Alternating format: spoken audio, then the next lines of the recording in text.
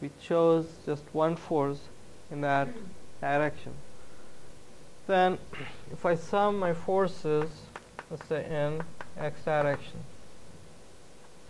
you sum your forces in x direction, you will get FBE cosine 45, the x component of this. Then you're going to have negative FEC cosine 45, it should add up to 0. Or I could get FBE as FEC.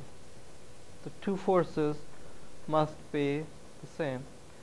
Then you sum your forces in y direction, then what you get will be 500 is going up, so it comes out positive. Then we have a negative component from FBE. You take sine 45, then you have another negative component from EC, that's sine 45, and this all adds up to 0.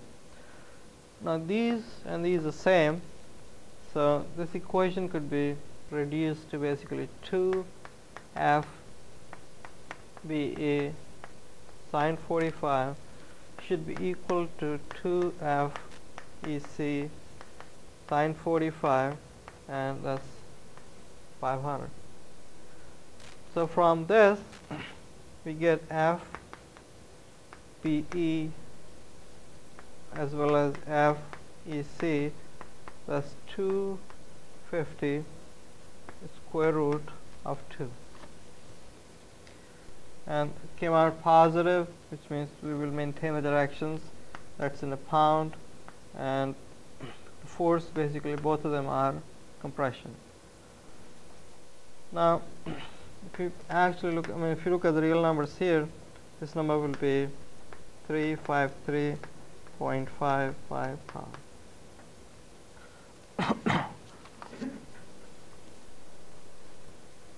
Okay, so that's one of the forces. Now we can go and look at the clamp, let's say BAF. If I draw the free body for BAF,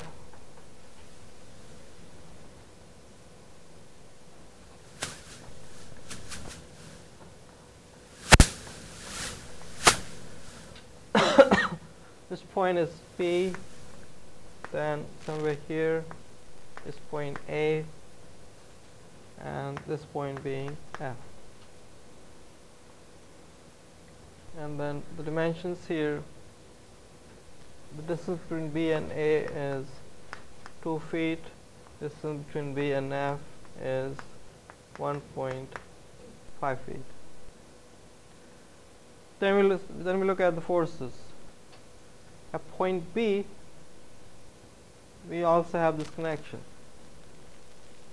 So if you have that connection, then at this point there should be a force with magnitude FBE. And at this point that force is known is 250 square root of 2. And the angle here will be 45 degrees. So that's one force which acts at point B. Then this point here is the same point as here.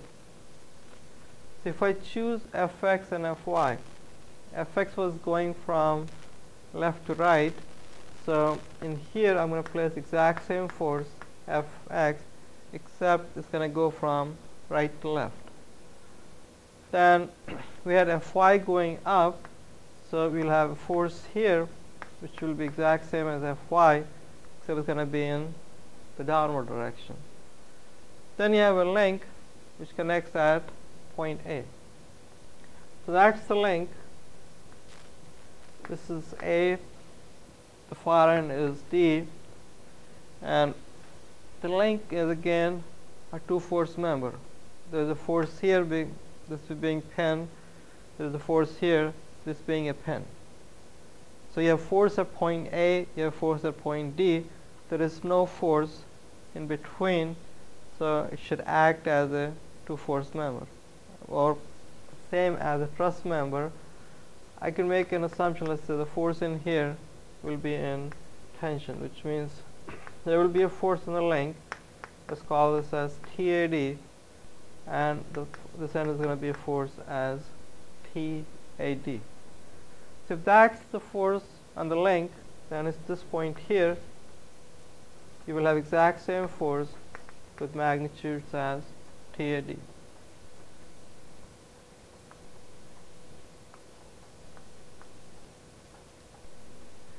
Okay, so we have the free body diagram for the clamp. On this clamp, we got one force here, which is known. This force is an unknown quantity.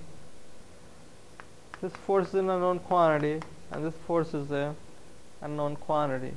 So you have three unknowns on that clamp, and we should be able to solve for all these three. And the way we work through it, let's say if I sum my forces in y direction, then what do we get? We get Fy going in the downward direction. Then we have the component coming out of this. That will be 250 root 2, and the component will be sine 45. It's going up, so this goes positive, and that goes to